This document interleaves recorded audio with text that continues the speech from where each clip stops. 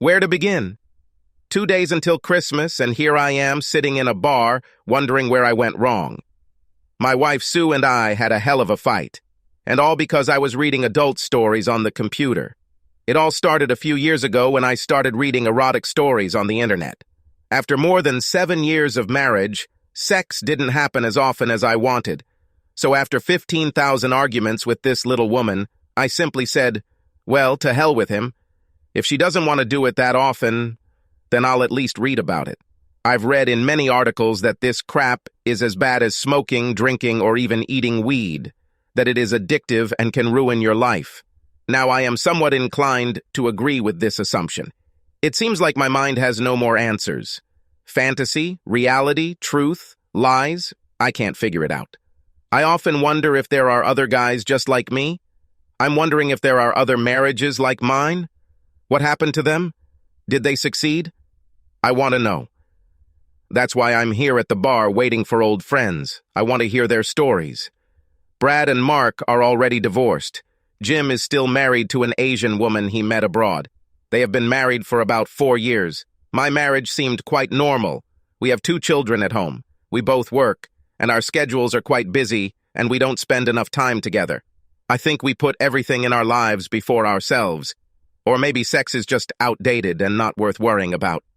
For me, these stories are mind games. I don't even know what to believe anymore. I always thought I knew what I was like. But after reading so many stories, I don't know anymore. Sue gave me an ultimatum. Stop reading stories, or she wants a divorce. As soon as I started reading these damn stories, I had to ask myself, is this fantasy or reality? Nobody could put up with the crap I read about. Husbands, wanting to swap wives, say, fuck my wife, please. Parties turn into orgies. Men bring strangers home to fuck their wives. Interesting read, but it distorts my consciousness. All I wanted was to spice up my sex life a little. I didn't want to own the whole damn planet. I was wondering how I felt about my marriage, my wife, my sex drive. I had no intention of having an affair. I was just taking care of my wife. Reading so many stories, I wondered what it would be like to watch Sue with another man. Would I become aroused, as happens in many of the stories I read? Would I be able to share her with another man and maybe even join them? I've found that my favorite stories are those where the husband is in charge and gives his wife away to other men when she's high, or so drunk she doesn't know what's going on, or at such a stage that she doesn't care. God, I can imagine Sue lying on the bed with old friends or strangers fingering her breasts. I imagine her on the dance floor and let men touch her while she smiles at me. In my thoughts the next day, she never remembers what she did. The main thing is that I am in control of the situation. The downside to these stories was Sue's betrayal. When I read these stories about cheating wives, I always imagined Sue as the cheater. Eventually, I found out about it and took revenge on Sue and the guy she had sex with. In these fantasies, I've beaten or killed more guys than you can imagine. I didn't want to be made into a cuckold. Like I said, I'm actually confused. The guys showed up, we ordered beer, went and sat in a corner booth, away from the noise. So, Bob, what is all this crap about you wanting to hear about my divorce?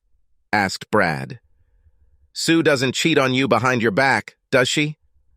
I'd find it hard to believe, but shit happens. That's why I'm divorced today, Mark mentioned. My wife said she found someone better. The problem is that I introduced them. No, Sue didn't cheat, except in my thoughts. I was reading all these stories about wives cheating, and it got me thinking about Sue. It's all in my fucking head. Sue was so fed up with me reading these stories that she said, let me read them, but not under our roof. She's tired of my shitty fantasies. I better either put this out of my mind or find another wife. Damn, Bob. Very straightforward. Are you letting her tell you what you can and cannot read? If my old lady tried this with me, I would throw her out into the street. In my house, I am the boss. Maybe you guys should have married an Asian girl, Jim answered. So, Brad, do you want to tell us a little about your background and why you're divorced now? I have nothing to tell you except that I ruined everything. We got married young, and the sex was good. I have a traveling job in sales, and I am away several days a week. I spent too many nights alone in a motel room and decided to spend more time in the recreation areas. Needless to say, after a few drinks and a few women showing up alone in the lobby, I started making introductions. The first couple of times I felt awkward because I had cheated on Amy. I always told myself that I would stop, but the truth is that I loved it. After a while, I just started hiding it, hoping Amy would never find out. Because I traveled to different cities, I rarely saw the same women again. It became a part of my life. When I was home, I still tried to be nice to Amy. I convinced myself that this would strengthen my marriage. I wasn't that mad at Amy when she didn't want sex, and he really forced himself to believe that everything was fine. I thought I was hiding everything very well until I got to the office and received divorce papers. This was 2 years after I started cheating on Amy. She hired a private detective, who she eventually had to pay. For 2 months he followed me. I didn't expect this. Apparently a woman called her and asked about me. This woman, Sheila, found my cell phone, which I left in the room. She called me at home to tell me she had found him. On my mobile phone, she looked through my contacts and simply called home. She told Amy that she was a maid at the motel where I was staying. Amy gave her our address, and the phone number was mailed to us. Unfortunately, Amy apparently became suspicious because she called the motel back and asked to speak to Sheila. The administrator told her that no one with that name worked there. Amy told me at the divorce hearing that I seemed nervous when she said Sheila called her and that she found my phone. Apparently, I reacted incorrectly when she mentioned Sheila, and then she called the motel back. I'm sorry for what I did to Amy. She deserved better. I miss my kids, only seeing them once a weekend. And now that Amy is dating someone again, I'm starting to get jealous. I don't know if we'll ever get back together. More than a year has passed since the divorce. Sex with strangers is no longer as pleasant as it used to be. Perhaps the fact that I couldn't get away with it diminished its appeal. Besides, now I miss what I don't have, which is Amy. We somehow decided on the children, but she does not allow me to touch her. I pay alimony and child support, all because I thought I was smart enough to hide the infidelity. Now I'm paying for it. Damn it, Brad. Looks like you still care about Amy, I replied. That's the problem. It's exciting. It just took a divorce to realize this. Don't screw it up with Sue. If you really love her, put aside your machismo and think about her and the children, Brad said. What about you, Mark? You were under the impression that Marie was cheating on you or that you knew about it. Would you like to take the burden off yourself and tell us? Look, I'll tell you what happened, but if any of you tell anyone, I promise to come back and kick your asses. I'm older than you guys and have been married longer. After about 7 years, our sex life stagnated. Before we met, Marie was a wild child, but we fell in love, so I thought, and got married. Marie couldn't have children, so we never had any to interrupt our sex life. Don't get me wrong, it just doesn't make any difference to me. If we had backbreakers, I still wouldn't be a better father. After a few years of marriage, we started talking about swinging, swapping, and the like. Just talking about it has improved our sex life. When we went to parties, we started to let ourselves go. I started touching other men's wives in their presence, just lightly at first to see how they react. When they saw this, they started touching Marie. This really made me tense. We were entering into a completely new way of life. Walking into a room and watching another man have your wife while you had him was a real thrill. I didn't feel like a weakling, but felt great. We started going to swingers parties. I have had sex with women of almost every race and ethnicity. Marie and I did not cheat on each other. We both knew what our partners were doing. This went on for several years. About once every couple of months, we attended parties. In between, we swapped with other married couples. From the very beginning, we made it a rule that both of us should like the couples with whom we exchanged. I didn't want anyone to hurt Marie. Another rule we set was to not go out and have sex alone. I have fulfilled many fantasies that I have had over the years. It seemed that life sexually could not be better. Jim, do you mind if I tell them about us? What? Did you switch with Jim? Mark asked. Come on. I was going to tell you later anyway, Jim said. Jim's wife, as you know, is Asian, and I asked him about his idea of swapping wives. He laughed and said that he and Kim have been having sex ever since they met. I asked Marie, and she said she always thought Jim would be good and was willing to give it a try. We wanted to do it right, so we invited the women over for dinner and did a little dancing. Then the fun began. I stood on the dance floor with both hands on Kim's butt. Damn, she's got a tight little ass. Sorry, Jim, but she's a beauty. I'm not offended, Jim answered, smiling. We got a room with a double bed, and I probably fucked Kim at least 3 times that evening. I knew Marie had completely worn Jim out. After that, we were with them 2 more times. Everything seemed fine until one day I broke one of my own rules. No singles or divorced partners. We wanted them to be married so that they would have as much to lose as we did if something went wrong. I had a new boss, and like most employees, I wanted to impress him. You have all seen Marie. She can impress anyone. He invited Marie and me to dinner. Damn, she looked sexy. She flirted as usual, which she is good at, but she knew our rules. Joe, my boss, was, how shall I put it, fascinated by Marie.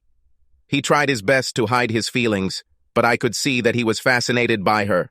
As we left the restaurant, I reminded her that single or divorced men were not allowed. She said she understood and would honor our agreement.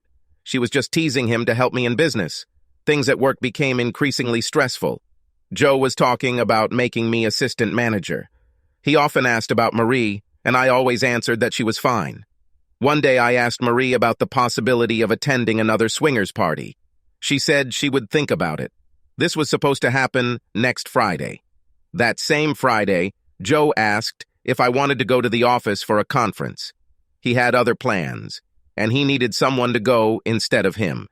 He said that it was necessary for someone from our office to participate, and he was going to send someone. I could choose whether I wanted to go. I was supposed to leave on Thursday and return on Saturday. All my expenses will be paid. Not seeing beyond my nose, I said that I would go. When I told Marie about it, she said it was nice, but she still wasn't in the mood for a swingers meeting. I left on Thursday, kissing my wife goodbye. I parked in the airport parking lot since I would only be away for 2 nights anyway. I got on the plane and flew to New York. It was fantastic.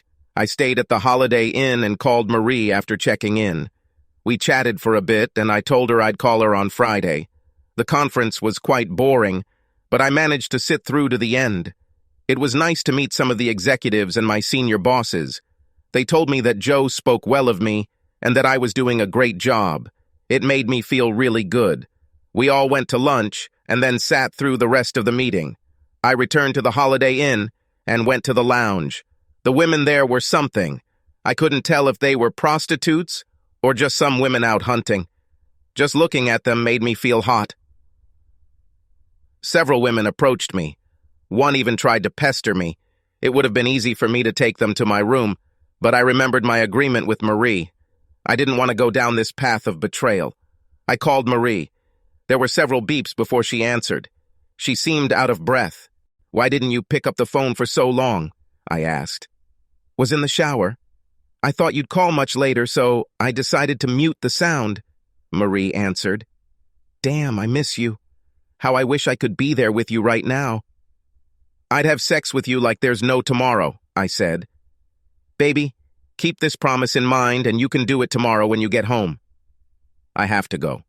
My entire floor is flooded with water from the shower. "See you tomorrow, good night." She hung up, and I stood there wondering what was stopping me from returning home this evening. I called the airport, and it turned out that I could fly out in an hour. I collected my luggage and headed to the airport. Arriving at our local airport, I thought about calling Marie, but decided to surprise her. Of course, as you may have guessed, it was a real surprise for me. When I pulled up to my apartment, Joe's car was parked in the driveway. I didn't want to think about the worst and kept coming up with excuses for why he was there until I unlocked the front door. The lights were turned off everywhere except our bedroom. There was only light from the lamp on our bedside table. The closer I got to the bedroom, the worse I felt. Approaching the door, I saw Marie having sex with Joe. Needless to say, I was furious. You have to understand that I saw her have sex with many men, but she did not cheat on me. This time, everything was completely different. I was cuckolded by my boss. He heard me come through the bedroom door and looked back. Before he could say anything, I hit him with a right hook in the face and knocked him out of the bed onto the floor. Then Marie saw me for the first time and screamed, "No, Jim, I love him. Please don't hurt him." I couldn't believe what I was hearing. She loves him? This means one thing. They must have already been together. To be sure, I hit him again, telling Marie that she had until the morning to find another place to live. I wanted her out of my house and out of my life. I left, went to the nearest motel, and got completely drunk. I woke up only at noon the next day. Remembering the previous night, I went home. When I entered, I saw that Marie had taken a lot of her clothes and personal belongings. I cried. She was very dear to me, but she broke the rules. As soon as she cheated on me, I knew I could never trust her again. Later, she called and asked when she could come and pick up the remaining things. I said I would be gone on Sunday and then she could pick them up. On Monday, I came to work and one of the bosses from the main office was there. He said Joe called him on Saturday and explained the situation. I don't know what story they told him, but I was offered the position of assistant manager in this office. Joe is transferred to an office in another state, and Bill was to take his place as the new manager. I later learned that Joe is a relative of the company president. He and Marie now live in Michigan. She filed for divorce, and I had no reason to challenge it. As far as I know, they still live together. Bob, do you want to know my opinion? Don't open a can of worms. Once it's open, you can't push the worms back in.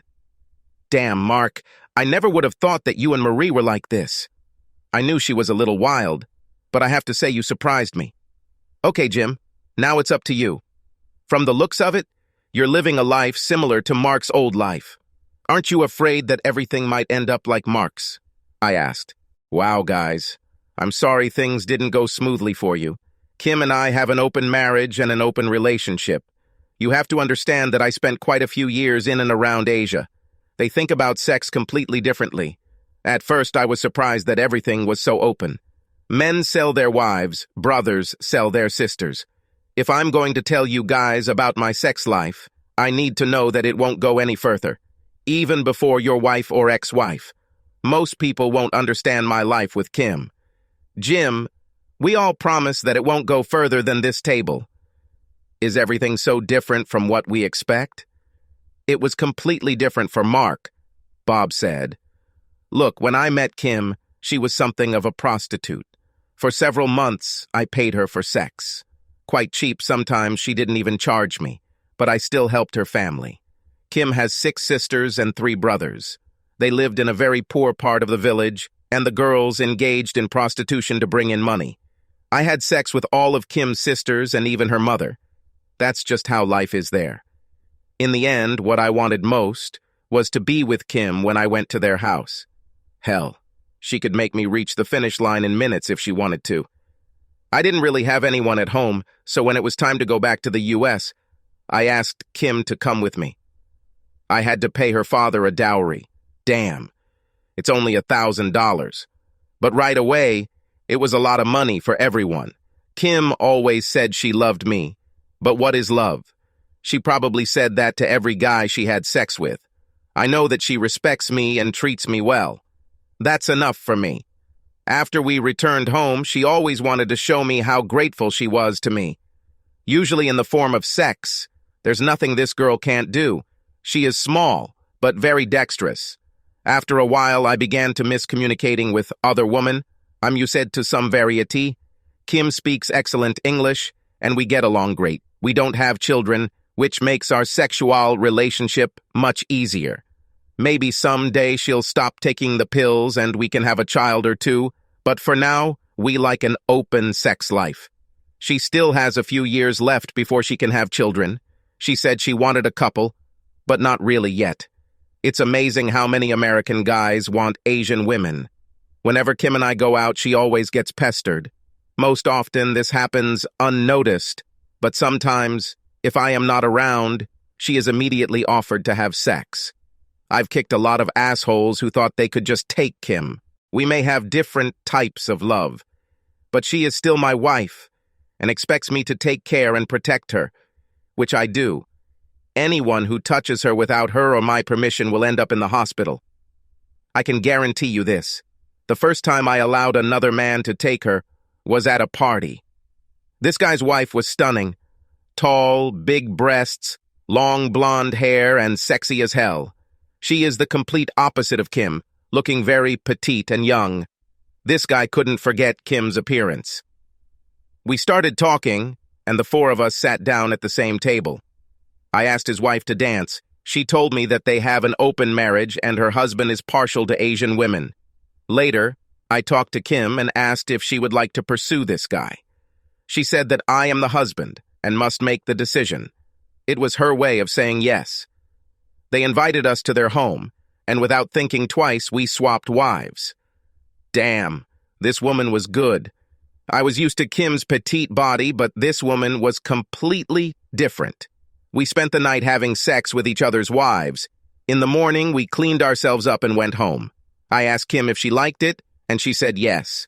When I asked if she wanted to do it again, she said yes, but only if I wanted to. We don't host swingers parties or have open sex. We communicate more one-on-one with other couples. This way, I have more control. We usually don't go with another couple more than 3 times. We feel like this could ruin our relationship. If either of us starts liking someone else, we break off the relationship. We don't want to destroy what we have. I have already mentioned that our marriage is open. By this I mean we are talking about other people or couples. Kim doesn't have sex with anyone while I'm not around. There are too many crazy people who would like to hurt her. I have shared her with several guys, but she never deals with other men alone. I know you're wondering if I trust her after hearing Jim's story. I trust her completely. She and I have a special bond, and she knows that if she lies to me, it will be broken. She tells me if she's been approached while she's out shopping or walking alone, getting her hair done, things like that. I sincerely trust her. She knows that if she has a sexual need, we will take care of it. But I have to control the situation. While I was away, I had several women. I told Kim about this on my way home. I want her to know that I am honest with her. I know that most people cannot understand our lifestyle, but there are many others whose lifestyle is similar. Just think, I can fuck almost any woman whose husband has a crush on an Asian woman. Believe me, there are many of them. For example, Jim. Many men get tired of having the same woman for years. They want something different. And that's where Kim and I come in. This is one of the reasons why I keep myself in shape. I'm not stupid, and I know that Kim is the one who brings couples here. Some guys think they'll go around behind their wife's back, and I'll let them sleep with Kim. This will never happen. I will say that several of the wives had to get a little drunk before the exchange. Looking back, I think some of the other similar marriages didn't last long. It takes a special bond to be part of the act of exchange and still save your marriage. Kim and I have them. Will we always be swinging? Probably not. When we have children, the exchange will stop. But until then, we will continue to do this. Hey, Bob, I've seen Sue, and if she's up for it, I know where you can get a little Asian ponytail. After the exchange, you and Sue will soon be divorced.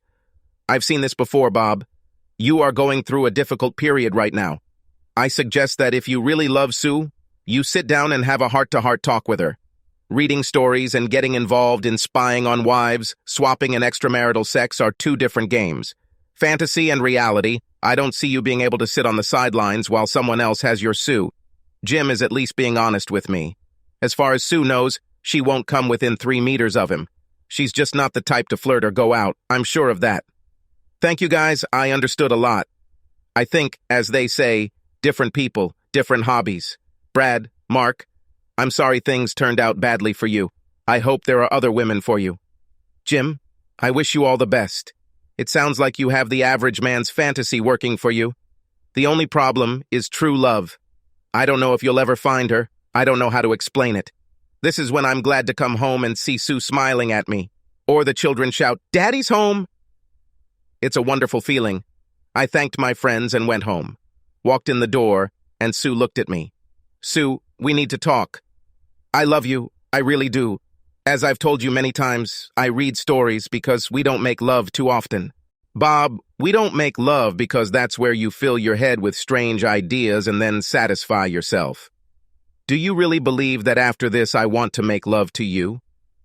If I stop reading stories, do you think we can be together more often? Well, that is, more than once every few weeks. Bob, I love you, and I understand that I neglected you, and you neglected me. Yes, we will be able to find more time for each other. The last thing I want is to lose you. I want you to understand that I want you, not other men. I saw you reading stories about wife swapping and some other stuff. I was worried that you would like to see me with someone else or that you wanted other women. I'm ready to try and do something with you, but exclusively with you. Around this time, my children came into the room and I heard a familiar cry. Daddy's home! Where have you been, Daddy? Mom said she didn't know and looked sad, my 6-year-old daughter said. Dad needed to think about something. I was wondering if maybe you kids could convince Mom to go look at the Christmas lights tonight. Mommy, can we go, please, Mommy? The children, 6 and 5 years old, were excited. Sue smiled at me. She realized that I was trying to put our lives in order. After all, there were only 2 days left until Christmas. She told the children to get dressed and put on heavy coats. Sue, I love you and want to always be with you. I took her to the computer room, opened adult sites, and deleted them one by one. Of course, I can always go back and add them if I want, but I wanted to show her that I was serious about our efforts. We drove to West Virginia, just an hour and a half away, to check out the beautiful Christmas display set up in the park. It is installed every year, and thousands of people come to see it. The kids were extremely happy, and Sue seemed to enjoy it too. We became a family again. When we got home, it was late, and I helped Sue put the kids to bed.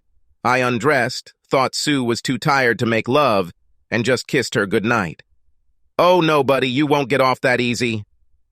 I've been waiting for this all evening. She closed our bedroom door and pulled the blanket off me. My wife is very sexy. It didn't take me long to be ready. We had sex, and it was great. Afterwards, we went to bed completely satisfied. Somewhere in the middle of the night, we had sex again.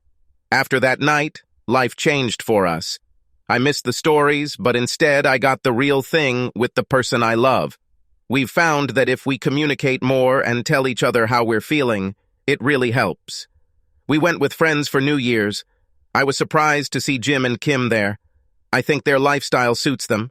I also saw Brad and Amy together. They came and talked to us. Brad said that after we all talked, he went to Amy. I invited her to New Year's, and she agreed. He hopes that maybe they will get back together. He asked us if they could join us. Sue and Amy have always been good friends. Sue later said that Amy was considering giving Brad a second chance, but he would have to work for it. Mistrust is difficult to overcome. Later, Mark came by and said hello to us. He was with a woman we had never seen. It was no surprise that he joined Jim and Kim at their table. Sue knew all my friends and said Jim was someone she could never trust. She said Jim and Kim looked like an odd couple and asked me to never go out with them. There's something about their relationship, Sue said. This is not love, but more like a relationship between a master and a slave. I didn't say anything, but Sue is very good at reading people. We danced and acted like two people in love, and to be honest, we were. That night we made love like never before. I saw that she was really trying to strengthen our marriage. I tried too, and the result was our communication. This is something we should have done much earlier. I know you're wondering, do I ever go back online and read stories? The truth is that Sue and I go online every now and then after we put the kids to bed, pick out stories she thinks are interesting, and read them together. From time to time, we also watch adult films. Sometimes we watch them to the end before going to bed and making love. What I've really learned is that it takes two to argue. Be honest with your partner. Tell him or her if something is bothering you and why. Without communication, the problem cannot be solved. Life is good, and if only people take the time to talk to each other, relationships become much better. Subscribe to our channel so that your second chaff doesn't cheat on you, and go ahead and listen to the next story, because this story is nothing compared to the next one. If you're under 18, don't even think about listening to the next one.